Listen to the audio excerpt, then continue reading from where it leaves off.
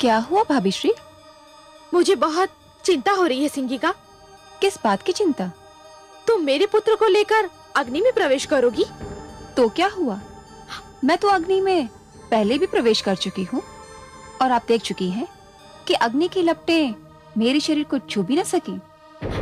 तुम्हारी बात और है। अग्निदेव ने तुम्हें वरदान दिया है, फिर तब तुमने अकेले ही अग्नि में प्रवेश किया था।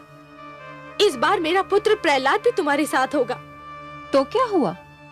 अग्निदेव ने तुम्हें वरदान दिया है, मेरे पुत्र को तो नहीं। अरे भाभी श्री, जब अग्नि मुझे नहीं छू सकेगी तो जो मेरे साथ होगा उसे कैसे छू सकेगी? उसे कुछ नहीं होगा। तुम अकारण ही चिंता कर रही हो। तुमसे अधिक साहसी तो तुम्हारा पुत्र है, उसे तो कोई चिंता नहीं। वह तो बड़ी व्याकुलता से उस घड़ी की प्रतीक्षा कर रहा है जब मैं उसे लेकर अग्नि में प्रवेश करूंगी। वो तो बच्चा है, वो बेचारा क्या जाने। वो उत्सुक है कि जो अवसर मृत्यु के पश्चात आता है उसे जीते जी देखने को मिल जाएगा। तुम उसकी चिंता छोड़ दो और जो होगा स्वयं अपनी आंखों से देख लेना। नहीं, मैं नहीं देख सकूंगी। अपने पुत्र को अग्नि में प्रवेश करते हुए देखना मेरे वश की बात नहीं। मैं वहां नहीं आऊंगी। तुम्हारी इच्छा। अच्छा, मुझे तैयारी करनी है, मैं चलती हूँ।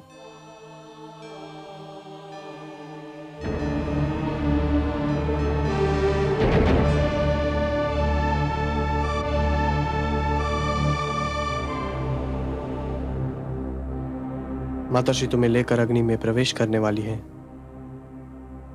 मैं तो एक एक पल गिन रहा हूँ। शीघ्र आए वो घड़ी जब मैं वो चमत्कार देख सकूं। यदि तुम्हें कुछ हो गया तो? बुआ कहती है मुझे कुछ नहीं होगा, मैं उनकी रक्षा में रहूंगा। और तुम्हें विश्वास है कि ऐसा ही होगा? हाँ, अग्निदेव का वरदान है उन्हें। पर तुम्हें तो नहीं है। तुम्हें कोई चिंता नहीं? मैं तो इतना जानता हूँ कि वही होगा जो मेरे विष्णु की इच्छा है, फिर मैं चिंता क्यों करूं? इतना विश्वास है तुम्हें अपने विष्णु पर? इससे भी अधिक। क्या उन्होंने तुम्हें कोई शक्ति प्रदान की है? उन पर अटूट विश्वास ही तो मेरी शक्ति है। जो भी तुम्हारे विष्णु पर अटूट विश्वास रखेगा, क्या उसे शक्ति प्राप्त होगी? अवश्य भ्रातश्री, संसार में तो सारा खेल विश्वास ही का है। विश्वास ही तो शक्ति देता है। मुझे भी दे सकता है? हाँ हाँ, तुम्हें भी दे सकता है। यदि ऐसा है तो मुझे भी अपने विष्णु पर विश्वास करना सिखाओ।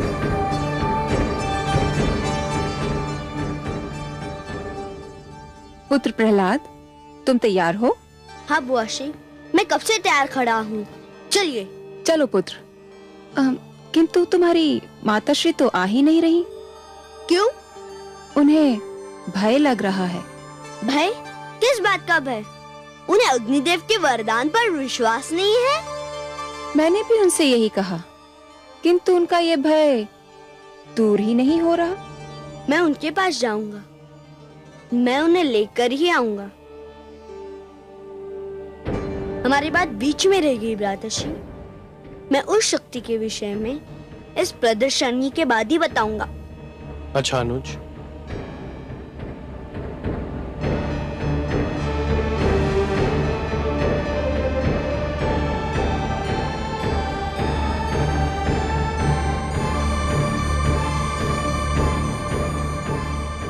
इस प्रदर्शनी के पश्चात तुम्हें किसी से कुछ भी कहने का अवसर नहीं मिलेगा।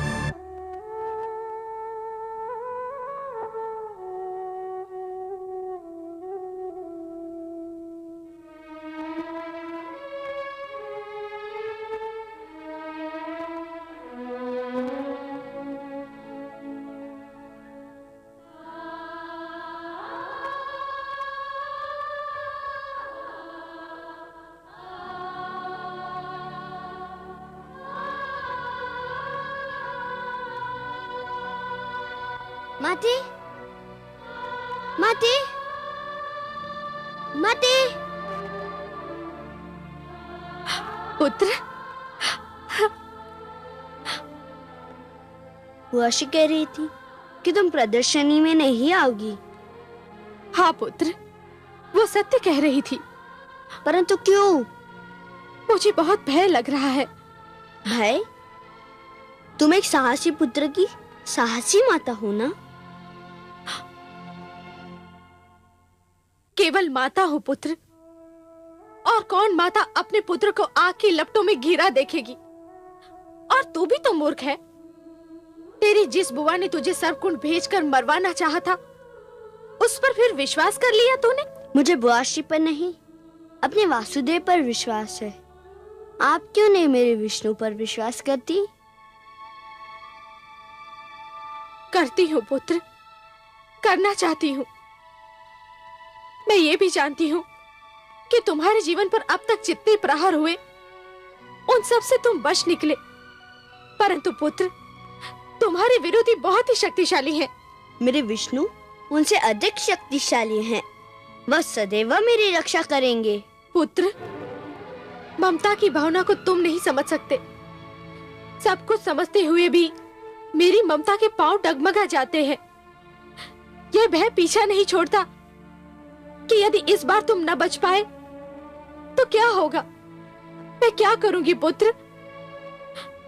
जब ये ध्यान आता है तो मेरी शक्ति टूट जाती है। मैं क्या करूं पुत्र? कहां से लाऊं मैं तुम्हारे जैसी शक्ति? जैसा अटूट विश्वास है मुझे अपने विष्णु पर, वैसा ही अटूट विश्वास आप भी जगा लीजिए। मेरी जैसी शक्ति आपको मिल जाएगी। अब बताइए, आप आएंगे ना चमत्कार देखने? पुत्र, आपको मेरी सौगंध, आपको आना ही पड़ेगा। पुत्र, पुत्र,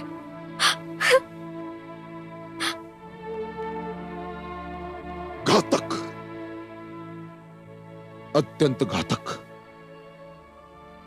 वो दुष्ट प्रहलाद दिन प्रतिदिन मेरे लिए घातक होता जा रहा है सिंगिका। आज तो मुझे भी विश्वास हो गया कि यदि प्रहलाद जीवित रहा तो मुझे भी अपने पुत्र आह्लाद से हाथ धोना पड़ेगा। मुझे प्रहलाद से उसकी बातचीत सुनकर भय लग रहा है भ्राताश्री, कि जिस प्रकार प्रहलाद आपसे विद्रोह कर रहा है, कहीं एक दिन उसी प्रकार मेरा आह्लाद मुझसे विद्रोह न कर बैठे। इसीलिए मैं उस दुष्ट के जीवन का अंत करना चाहता हूं सिंगिका, क्योंकि यदि वो जीवित रहा तो दिन प्रतिदिन मेरे विरोधियों की संख्या बढ़ती जाएगी। और जो हमारे विरोधी होंगे वे हमारे भ्रातर्षि हिरण्याक्ष के हत्यारे विष्णु के प्रशंसक हो जाएंगे।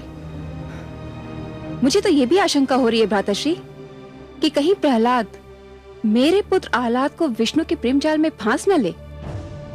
भ्रातर्षि, मैं तो यही देखकर सेहर उठी थी कि मेरा पुत्र प्रहलाद की बातों से प्रभावित हो रहा है। जानता हूं बहन, भली भांति जानता हूं। उस दुष्ट की वाणी बहुत सुंदर है। वो अपनी मीठी मीठी बातों से किसी को भी बहका सकता है। इसीलिए उसका अंत आवश्यक है। इसीलिए उसका अंत अत्यंत आवश्यक है। मैं आपसे सहमत हूं भ्राताश्री। विश्वास कीजिए, अग्नि के इस खेल से वो जीवित बाहर नहीं आएगा। मेरी शुभकामनाएं तुम्हारे साथ है सिंगिका, किंतु यदि वो जीवित रहा तो मेरा जीवन संकट में पड़ जाएगा। ऐसा नहीं होगा भ्राताश्री, मैं ऐसा होने नहीं दूंगी।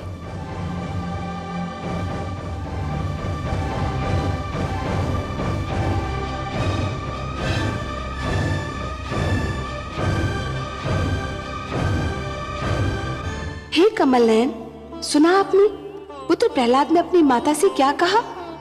वो कह रहा है कि भक्ति की भावना ही सबसे श्रेष्ठ है, ममता की भावना उसके आगे कुछ भी नहीं। कुछ बहुत अनुचित बात तो नहीं कर रहा आपका पुत्र महादेवी। आप तो इस सत्य से भलीभांति परिचित हैं कि सृष्टि में ईश्वर के अस्तित्व के अतिरिक्त बाकी सब कुछ माया है। मोह माया में फंसना अर्थात अपने जीवन के लक्ष्य को भूलने के समान है। और जीवन का तो यही लक्ष्य है महादेवी कि अपने भीतर छिपी हुई ईश्वरी शक्ति को ढूंढकर बाहर निकालना, अपने भीतर छिपे हुए ईश्वर को ढूंढना। मोह तो भ्रमित करता है महादेवी और फिर भटकाता है, फिर वो मोह चाहे धन का हो या संतान का। परंतु हे दया सागर, माता और पुत्र का स्नेह तो आपकी दी हुई सुंदर देन है। अवश्य है महादेवी, परंतु कोई भी स्नेह अधिक महान नहीं होता। जीवन का तो वास्तविक उद्देश्य ही है कि ईश्वर के प्रेम में अहम को भूल जाना, क्योंकि ईश्वर से प्रेम हर प्रेम का स्रोत होता है। जिस प्रकार मरुस्थल की रेत दूर से जल के समान चमकती है, परंतु निकट जाकर ही यह ज्ञात होता है कि वो तो सूखी रेत है, जल नहीं, उसी प्रकार हर मोह निकट से केवल एक भ्रम सिद्ध होता है महादेवी। ईश्वर से प्रेम ही जीवन के उद्धार का कारण होता है। आपका पुत्र कयाधु की ममता से अपना मुंह नहीं मोड़ रहा महादेवी, वो तो केवल ममता की धारा को भक्ति की ओर मोड़ने का प्रयास कर रहा है, क्योंकि वो जानता है कि भक्ति में ही शक्ति होती है। लीजिए, आपके पुत्र की परीक्षा की घड़ी आ गई।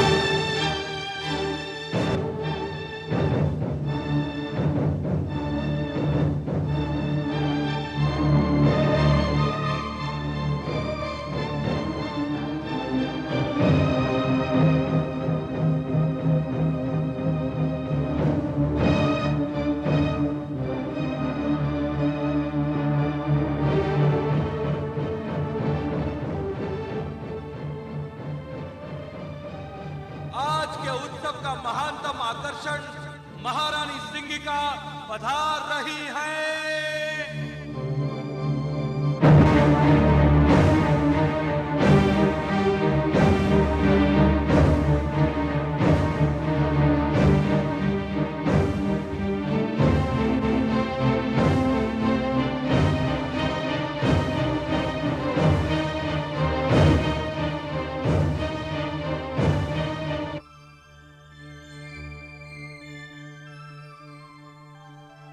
प्रणाम भ्राताश्री।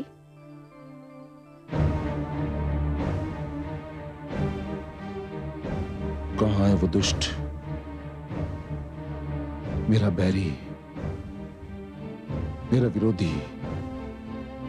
भाभी श्री को लेने गया है। वह इस उत्सव में आना ही नहीं चाहती थी, परंतु प्रहलाद चाहता है कि उसकी माता भी इस अनुपम दृश्य को देखे। अभी उन्हें लेकर आता ही होगा। सिंगिका, उसकी मृत्यु अत्यंत आवश्यक है, अत्यंत आवश्यक। इस बार वो बचना नहीं चाहिए। नहीं बचेगा भ्राताश्री। आज आप अग्नि की लपटों का अद्भुत खेल देखेंगे। वही अग्नि जो मेरे शरीर को छू भी ना पाएगी। देखते ही देखते उसकी लपलपाती जीभ प्रहलाद के शरीर को चाट जाएगी। कुछ ही पलों में उसकी कोमल काया को वो राख में परिवर्तित कर देगी और वायु के झोंके उस राख को उड़ा ले जाएंगे।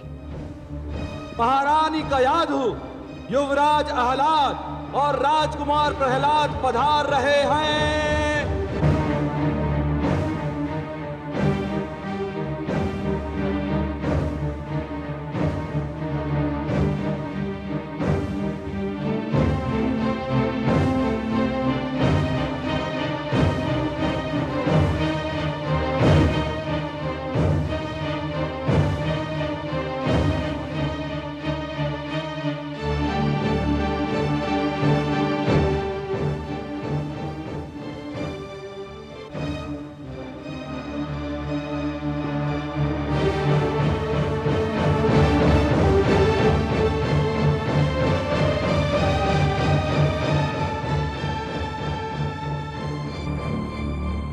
माते, मैं आपके चरण छूकर संसार के मातृत्व के चरण छू रहा हूँ। संसार की सारी माताएं पूज्य है।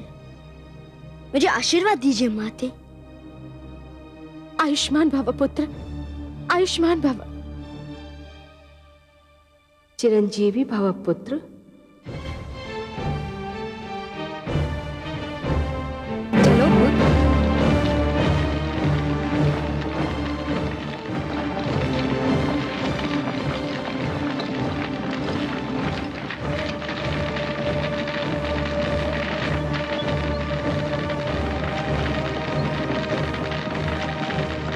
चलो पुत्र।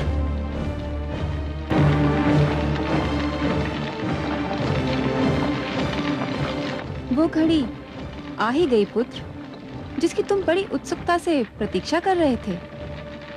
मेरे भी जीवन की अनमोल घड़ी, तुम्हारे जीवन की अद्भुत घड़ी पुत्र। जो भी इस चमत्कार को देखेगा भूल नहीं पाएगा, और जो भी इस चमत्कार की चर्चा सुनेगा सिहर उठेगा। रहते महाप्रलय तक आज की इस प्रदर्शनी की चर्चा रहेगी। चलो पुत्र।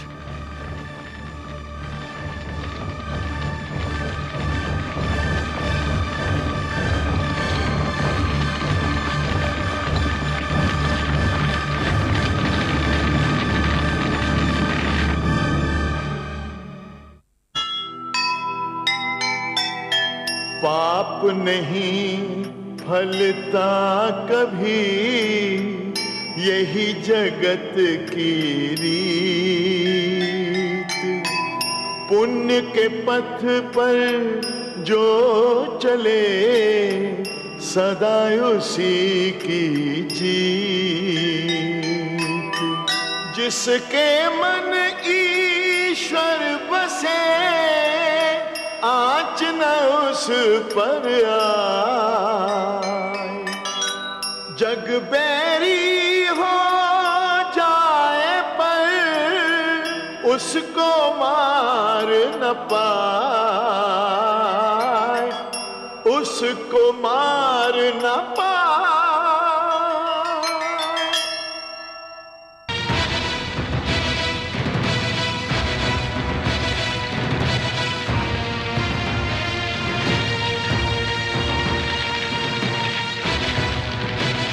ओम नमो भगवते वासुदेवाय।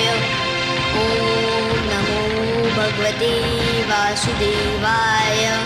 ओम नमो भगवते वासुदेवाय।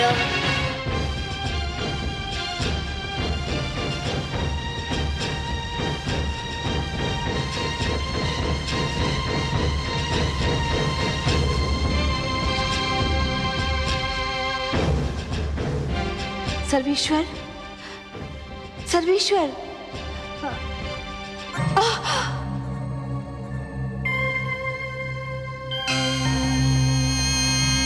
नारायण नारायण।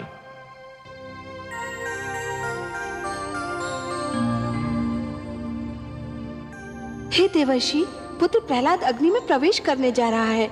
ये देखकर मैं आपके नारायण को सावधान करने गई तो वो स्वयं अग्नि में तप रहे हैं, मानो उनके शरीर से ज्वालाएं निकल रही हैं। आप बहुत दयालु हैं माते, ममता का भंडार है। प्रहलाद के स्नेह ने तो आपको सब कुछ भुला दिया। क्या भुला दिया? यही माते कि इस अवस्था में आपको इन्हें छूना नहीं चाहिए था। आपको तो याद ही होगा माते, इसी प्रकार इसी अवस्था में एक बार कयाधु ने पुत्र प्रहलाद को छू लिया था। उसके तो हाथ भी जल गए थे। हाँ, मैं तो सचमुच व्याकुलता में भूल ही गई थी। माते, पुत्र प्रहलाद को जो मैंने योग ज्ञान दिया था वह मेरे नारायण की ही तो देन थी। जब उसे इस अवस्था में कोई नहीं छू सकता तो मेरे नारायण तो योगेश्वर हैं, योग का स्रोत है, योग का आधार है, योग के आदि और अंत हैं, स्वयं योग हैं। इस अवस्था में तो आपके अतिरिक्त उनके कोई निकट भी नहीं पहुंच सकता। परंतु हे देवर्षि, मैं तो इनको प्रहलाद पर आए संकट के विषय में बताना चाहती थी। वही समस्या लेकर तो मैं भी आया था माते, मैं भी यही बताना चाहता था। परंतु नारायण को इस अवस्था में देखकर लगता है कि मुझे मेरी समस्या का समाधान मिल गया, मुझे मेरे प्रश्न का उत्तर मिल गया माते। मेरी तो सारी शंकाएं मिट गईं। नारायण नारायण।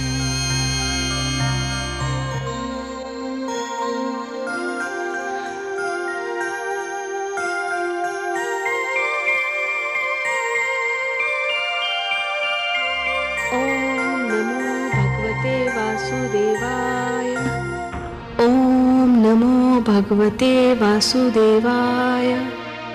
ओम नमो भगवते वासुदेवाय। पुत्र, तुम्हें भय तो नहीं लग रहा है? कैसा भय बुआ श्री? मुझे तो आनंद आ रहा है। जैसे जैसे लपटे मेरी ओर बढ़ रही है, मुझे विचित्र सी शीतलता का अनुभव हो रहा है। लग रहा है जैसे शीतल जल की लहरें मेरे शरीर को छू रही हो। ओम नमो भगवते वासुदेवाय। ओम नमो भगवते वासुदेवाय। ओम नमो भगवते वासुदेवाय। ओम नमो भगवते वासुदेवाय। ओम नमो भगवते वासुदेवाय। ओम नमो भगवते वासुदेवाय। ओम नमो भगवते वासुदेवाय। ओम नमो भगवते वासुदेवाय। नहीं, बचाओ! बचाओ! मैं जल रही हूँ, बचाओ मुझे! बचाओ!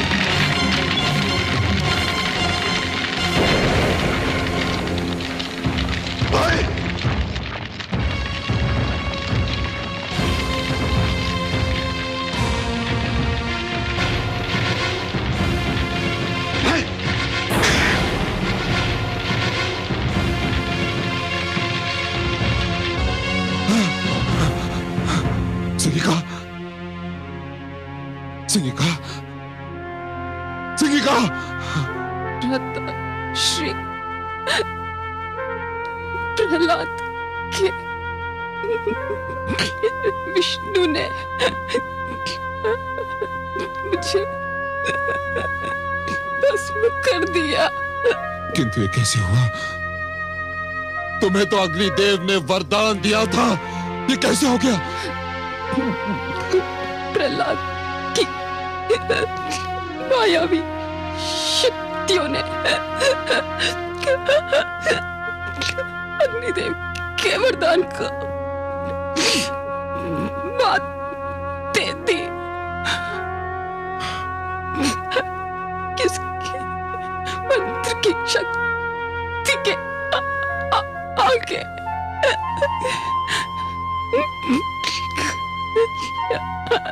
वरदान की शक्ति क्षीण हो गई।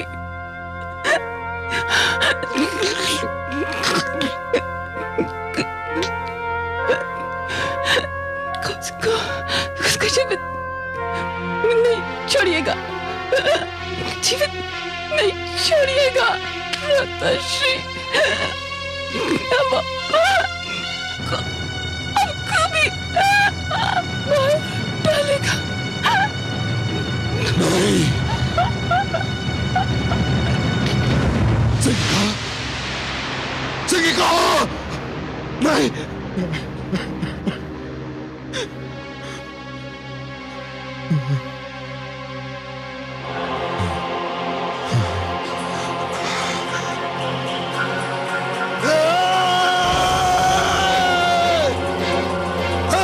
विष्णु, मेरे पैरी, तूने आज अपने पैर की शक्ति दिखा दी, किंतु अब तू मेरी शक्ति देखना। तूने मेरे भ्राताश्री हिरण्याक्ष का वध किया, मेरी बहन सिंहिका को जलाकर राख किया। मैं तुझे कदापि क्षमा नहीं करूंगा जब तक मैं तेरा सर्वनाश नहीं करूंगा, चैन की एक श्वास भी नहीं लूंगा। अब तू मेरे क्रोध के प्रकोप से बच नहीं सकता। सुना तूने?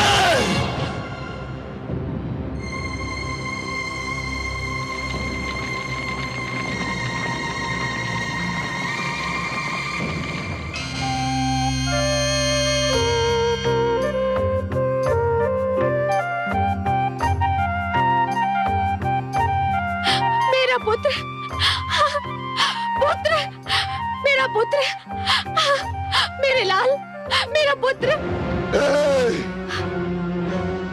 धूर्त हत्यारे, तेरे विष्णु ने मेरे भ्राता श्री हिरण्याक्ष की हत्या की थी और तूने मेरी बहन सिंहिका की हत्या की। अब चाहे कुछ भी हो जाए, मैं तुझे जीवित नहीं छोड़ूंगा। चल। स्वामी, स्वामी, मेरे पुत्र को छोड़ दीजिए स्वामी।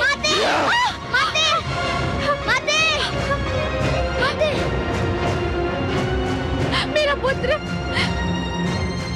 मेरा पुत्र।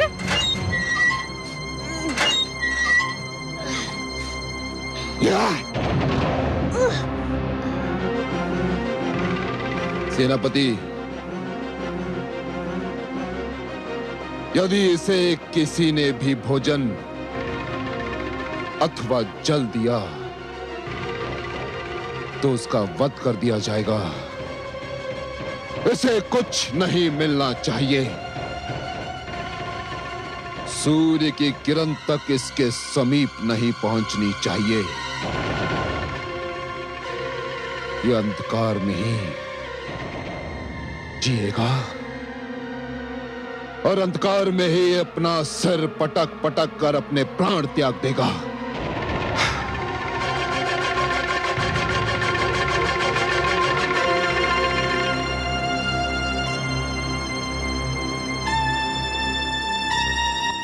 देखा आपने महादेवी, सिंहिका को अपनी भूल का विस्मरण हुआ और उसका दंड भी मिला।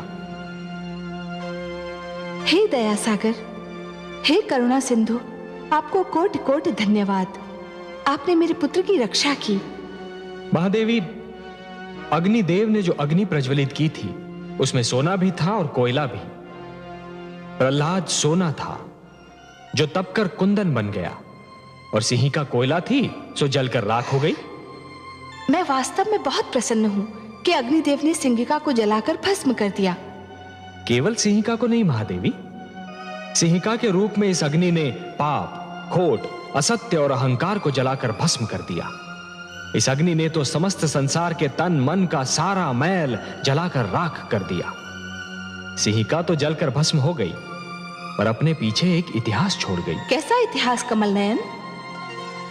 सिंहिका अग्नि में जलकर होलिका बन गई। उसका सिंहिका नाम भुला दिया जाएगा महादेवी। इतिहास उसे होलिका कहकर पुकारेगा। एक नई परंपरा जन्म ले चुकी है महादेवी। वसंतोत्सव में होलिका को जलाकर पाप का अंत करने की एक परंपरा बन जाएगी। पाप की होली जलाई जाएगी और यह उत्सव मनाया जाएगा रंग खेलकर, गुलाल उड़ाकर। महादेवी, होलिका अब सदा के लिए असत्य की पराजय का एक प्रतीक बनकर रहेगी। परंतु हे सर्वेश्वर, आप देखिएगा, अब हिरण्यकशिपु अपना सारा क्रोध अग्निदेव पर उतारेगा। वो बल खा रहा है, क्योंकि अग्निदेव ने सिंहिका को जो वरदान दिया था वो तो असफल हो गया। मुझे अब अग्निदेव से सहानुभूति हो रही है।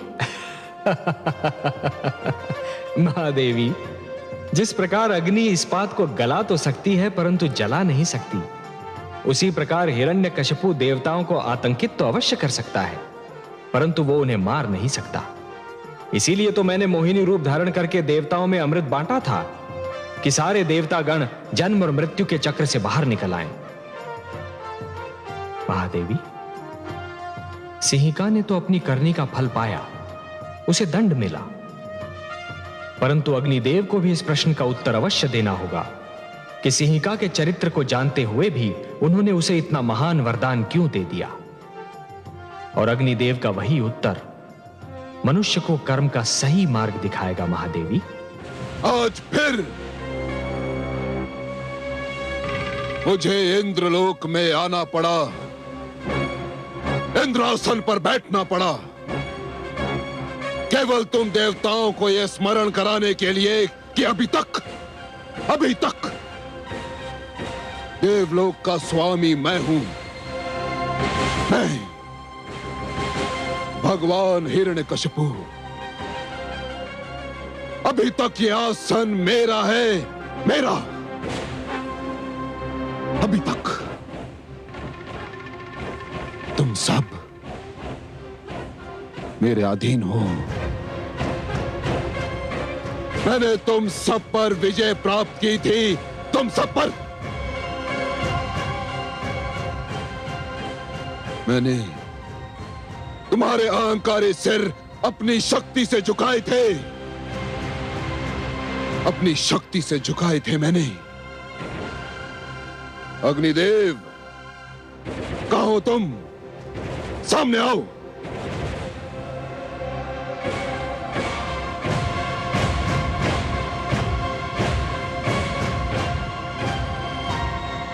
तुम स्वयं को देवता कहते हो, स्वयं को श्रेष्ठ समझते हो।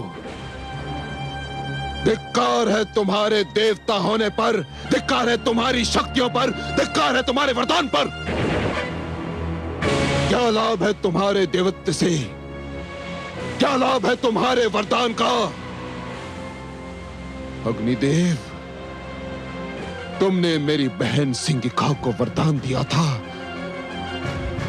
कि अग्नि उसे क्षति नहीं पहुंचा सकती, किंतु तुम्हारा तुच्छ और क्षीण वरदान परीक्षा का पहला आघात भी सहन न कर सका, पहला आघात भी नहीं। और मेरी बहन जलकर भस्म हो गई, केवल तुम्हारे कारण। अग्निदेव, केवल तुम्हारे कारण। मेरी बहन ने तुम्हारी उपासना की थी और तुमने यह फल दिया उसका। अग्निदेव, यह फल दिया।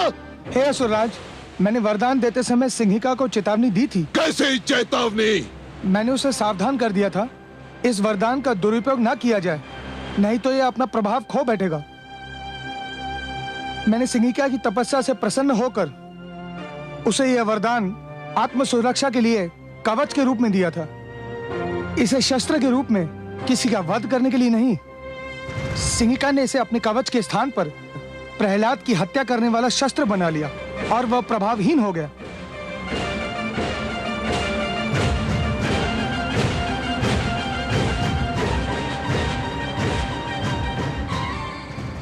प्रभावहीन हो गया तुम्हारा वरदान। हाँ सुराज, वरदान किसी के लिए अपने सुख का कारण होना चाहिए, किसी और के दुख का कारण नहीं। और सिंगिका ने इस सत्य को भुला दिया, इसलिए वही हुआ जो होना था। इसमें मेरा कोई दोष नहीं और न मेरे दिए हुए वरदान का। सुराज, छली हो तुम, कपटी हो तुम समस्त देवता, और सबसे बड़ा कपटी है तुम्हारा वो विष्णु। यदि उसने तुम सबको छल से अमृत न पिलाया होता तो अभी इसी घड़ी इसी स्थान पर तुम सबके सिर धड़ से अलग कर देता। सेनापति अश्वमित्र,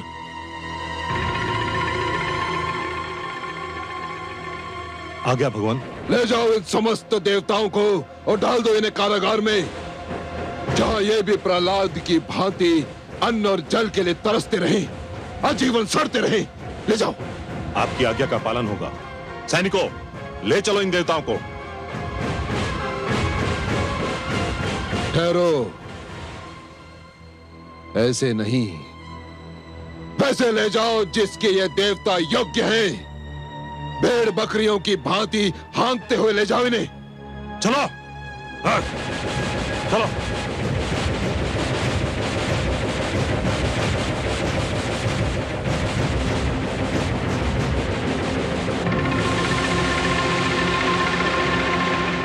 दुष्ट प्रहलाद ने तुम्हारी माता श्री, मेरी प्रियतमा, मेरी जीवन संगनी सिंगिका की हत्या कर दी। मेरा मन ये मानने को तैयार नहीं पिताश्री। क्यों? क्या तुमने अपनी आंखों से उन्हें विवशता से तड़प तड़प कर जलते और मरते नहीं देखा? देखा था पिताश्री, देखा था, परंतु अग्नि में तो उन्होंने पहले भी प्रवेश किया था और आप ही कहते थे कि उन्हें कभी तनिक सी भी क्षति न पहुंची थी। फिर इस बार अग्निदेव का दिया हुआ वरदान असफल क्यों हो गया पिताश्री? इसलिए कि इस बार वो अकेली नहीं थी, प्रहलाद भी था उसके साथ। प्रहलाद के पास मायावी शक्तियां हैं। वो सिंगिका का वध करना चाहता था। उसने अपनी मायावी शक्तियों से उसका वध कर दिया। वो हत्यारा हमारे समस्त कुल का बैरी है। यदि ऐसा होता पिताश्री, तो वो मेरा जीवन क्यों बचाता? मुझे तो नाग ने डस लिया था। उस समय तो प्रहलाद मेरे निकट भी नहीं था। वो हमारे कुल का बैरी होता पिताश्री, तो मेरे मृत शरीर के पास आता ही क्यों? परंतु वह आया। उसने अपने विष्णु से मेरे जीवन की भिक्षा मांगी और मैं फिर से जीवित हो गया पिताश्री, फिर से जीवित हो गया। उसने तुम्हें सम्मोहित कर दिया है। तुम्हारे मस्तिष्क पर उसने नियंत्रण पा लिया है। तुम वही सोचोगे जो वो चाहता है कि तुम सोचो, तुम वही करोगे जो वो चाहता है कि तुम करो।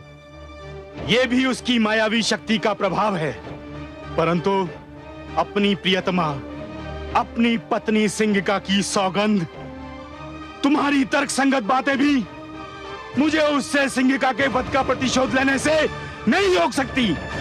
मैं अपनी मायावी शक्ति से उसकी मायावी शक्ति को चकनाचूर कर दूंगा।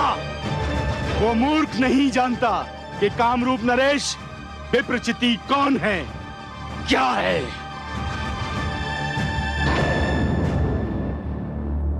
पिताश्री, नारायण नारायण। स्वागत है देवर्षि, आपका स्वागत है। आज हमें कैसे स्मरण किया? आपका स्मरण तो मेरे जीवन का उद्देश्य है, मेरे जीवन का सर्वस्व है। मेरा जीवन ही है लक्ष्मी नारायण। मेरा और कार्य ही क्या है? आपका स्मरण करना और आपकी चर्चा। बताइए, क्या समाचार सुनाने आए हैं? सृष्टि का कौन सा भेद, कौन सा समाचार, कौन सा रहस्य आपसे छिपा है लक्ष्मी नारायण? मैं तो बस अपनी एक उलझन सुलझाने, अपने एक प्रश्न का उत्तर पूछने आपकी सेवा में उपस्थित हुआ हूं। तो पूछिए ना। हे लक्ष्मी नारायण, आप माया के स्रोत हैं, माया का भंडार हैं, माया के रचयिता हैं। फिर ये विप्रचित्ती किस मायावी शक्ति की बात कर रहा है? क्या उसने कोई नई मायावी शक्ति का आविष्कार कर लिया है? नहीं देवर्षि, विप्रचित्ती कोई योगी नहीं है जो किसी शक्ति का आविष्कार कर लेगा। वो तो केवल एक भिक्षुक है, एक याचक है। उसके पास जो भी शक्ति है वो मांगी हुई है, चुराई हुई है। हे देवर्षि, जिस प्रकार यदि कोई व्यक्ति उधार लिए हुए धन को यदि अपनी संपत्ति मानेगा तो बहुत शीघ्र कंगाल हो जाएगा, उसी प्रकार यदि कोई व्यक्ति मांगी हुई शक्ति को अपनी शक्ति समझने लगेगा तो अतिशीघ्र शक्तिहीन हो जाएगा। कर लेने दीजिए उसे परीक्षा इस शक्ति की, क्षण भर आनंद उठा लेने दीजिए उसे इस शक्ति का। वो बेचारा क्या जाने कि जहां से उसे ये एक शक्ति मिली है वहां तो महान शक्तियों का भंडार है। देवर्षि, मैं विप्रचित्ती के इस क्षणिक आनंद को भंग नहीं करना चाहता। देखिए तो सही, वो मूर्ख कितना प्रसन्न हो रहा है।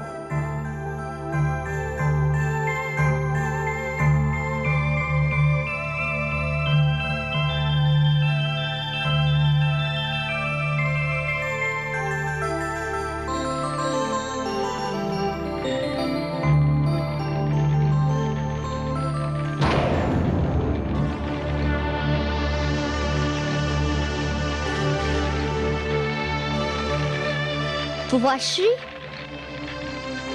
आप? प्रणाम। मुझे बुआश्री की मृत्यु का बहुत दुख है। मैं स्वयं आपके पास शोक व्यक्त करने के लिए आना चाहता था, किंतु दुष्ट, तू मुझे भी अपने छल कपट में फांसना चाहता है, किंतु मैं तुझे ऐसी मृत्यु दूंगा जो तूने कभी सोची भी नहीं होगी।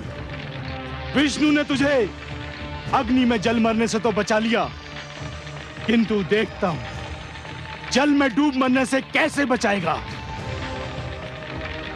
हाँ।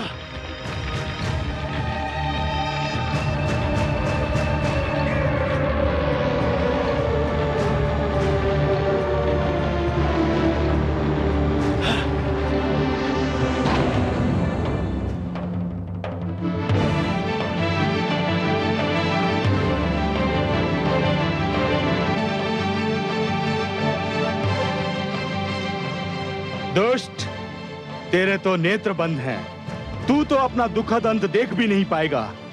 जा, डूब मर इस सागर के तल में। हाँ। ले लिया मैंने सिंहिका के वध का प्रतिशोध। ये धूर्त अब सागर के तल से कभी ऊपर नहीं आ सकेगा।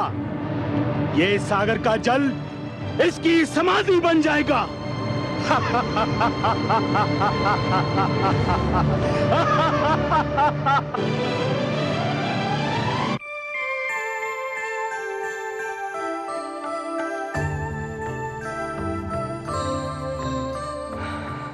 क्या हुआ कमल नयन? आपका पुत्र प्रहलाद ननिहाल की यात्रा पर निकला है महादेवी। ननिहाल की यात्रा? कहाँ? आप भूल गई महादेवी, इस बार आपने सागर पुत्री के रूप में जन्म लिया है, तो सागर आपके पिता हुए और उनका घर प्रहलाद का ननिहाल ही तो हुआ। विप्रचित्ती प्रहलाद को सागर में फेंकने निकला है। पिताश्री नहीं जानते कि प्रहलाद को मैंने अपना पुत्र माना है। कुछ अनर्थ ना हो जाए, उसकी रक्षा कीजिए प्रभु। जैसी आपकी इच्छा।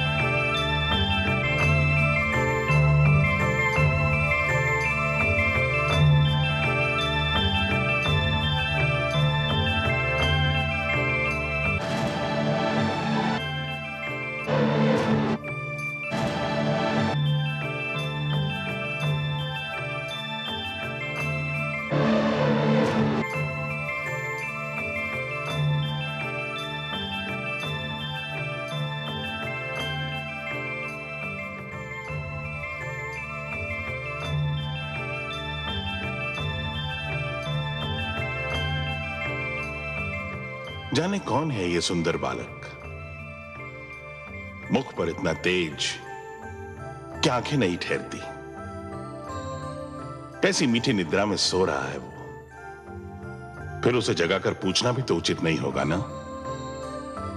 जाने कैसे सपने देख रहा होगा। किंतु ये कमल हमसे कह रहा है कि निश्चित इस मनमोहक बालक का संबंध हमारे जामाता श्री हरि विष्णु और पुत्री लक्ष्मी के साथ है। कमल जो हमारे जामाता के हाथ की शोभा भी है और पुत्री लक्ष्मी का आसन भी।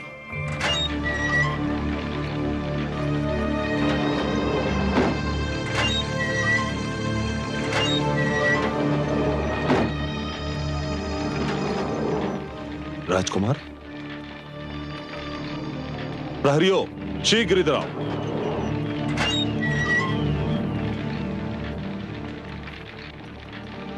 राजकुमार कहां गए? श्रीमान अभी तो यही थे। किसी ने कारागार का द्वार खोला था? नहीं श्रीमान, जब से भगवान हिरण्यकश्यप ने राजकुमार को यहाँ बंदी बनाया है तब से द्वार खोला ही नहीं। जाने क्या रहस्य है। मुझे तुरंत भगवान को इसकी सूचना देनी होगी।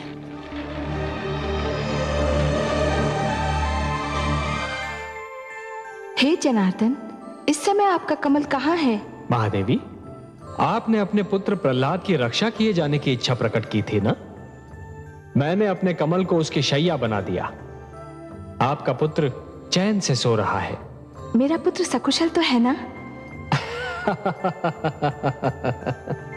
महादेवी, जो सकुशल नहीं होते वो इतनी गहरी और मीठी नींद कहां सो पाते हैं। ऐसी निश्चिंत निद्रा तो केवल उन्हीं के भाग्य में होती है जो स्वयं को पूर्ण रूप से ईश्वर को समर्पित करते हैं। आप घबराइए नहीं, आपका पुत्र सकुशल है। विश्वेश्वर सत्य कह रहे हैं पुत्री। प्रणाम पिताश्री। प्रणाम हे सागर देवता। प्रणाम। मैं आपका स्वागत करता हूँ। कमल को शैया बना देखकर ही मुझे अनुमान हो गया था कि उस पर सोए हुए बालक का संबंध अवश्य मेरे जामाता और पुत्री से होगा। बहुत गहरा संबंध है पिताश्री। प्रहलाद इनका भक्त है और मैंने उसे अपना पुत्र मान लिया है। तभी तो मैं सोच रहा था कि इतनी छोटी सी आयु में उसके मुख पर इतना तेज, इतना प्रताप कहां से आया। अब ज्ञात हुआ कि ये उसकी भक्ति भावना और तुम्हारे प्रेम का चमत्कार है। वो इस समय कहाँ है पिताश्री? अपने ननिहाल में है। नानी नाना के पास आया है। समस्त सागर संसार उसके अतिथि सत्कार में जुटा हुआ है।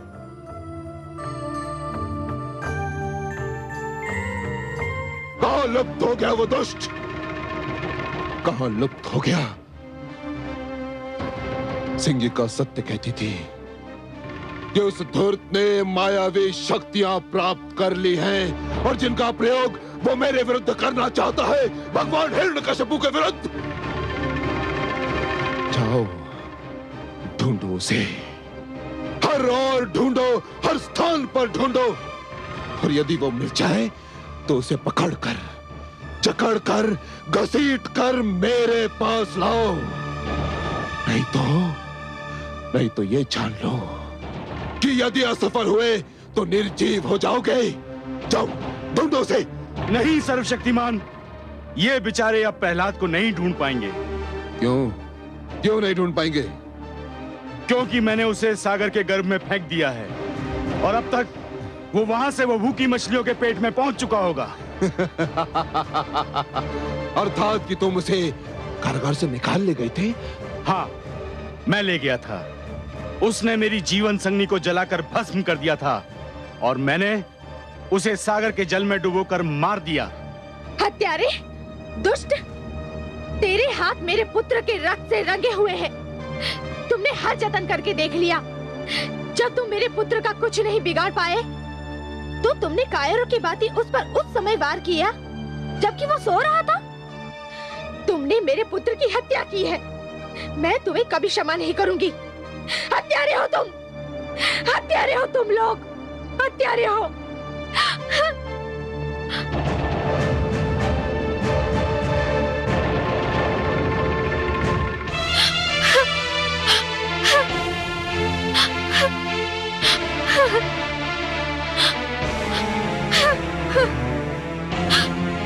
हे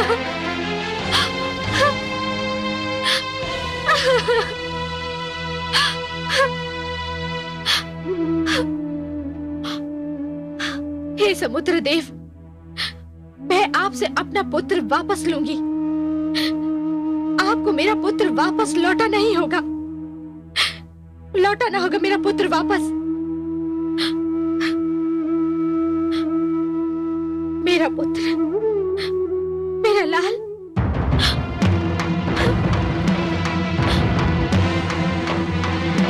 मेरा पुत्र, मेरा लाल। हाय मेरा पुत्र, मेरा पुत्र, हाय मेरा पुत्र, मेरा पुत्र, मेरा लाल, हाय मेरा पुत्र, मेरे लाल, मेरा पुत्र। हे सागर देव, आप विशाल है, आपका हृदय विशाल है।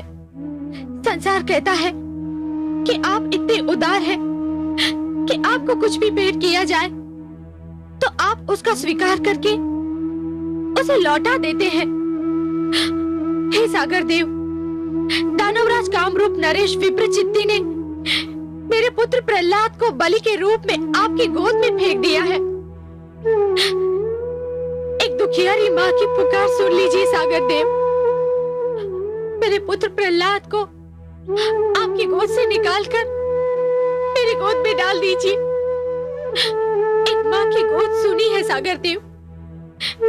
एक माँ अपने पुत्र के जीवन की भीख मांग रही है। हे सागर देव, मुझे मेरा पुत्र लौटा दीजिए, मुझे मेरा पुत्र लौटा दीजिए, मुझे मेरा पुत्र लौटा दीजिए।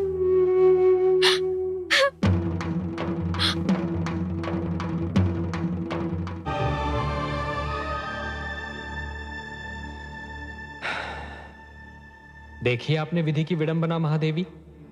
पुत्र अपने ननिहाल में चैन की नींद सो रहा है और अनजान माता समुद्र की लहरों से उलझ रही है।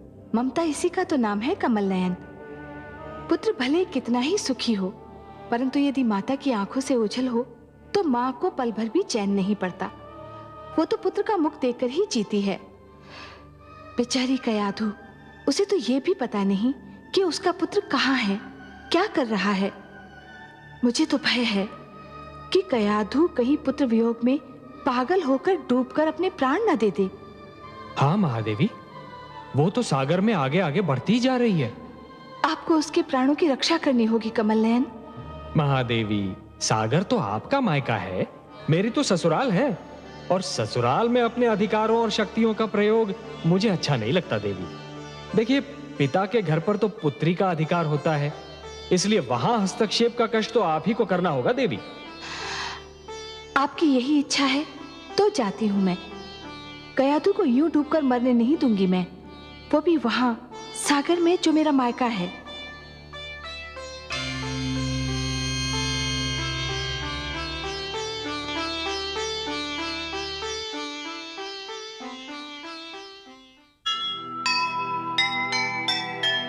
सागर ने जिस पल सुनी माँ की करुण पुकार, पिघल गया कोमल हृदय, उमड़ा प्यार अपार। कितनी कठिन परीक्षा जिसका और न छोड़ा,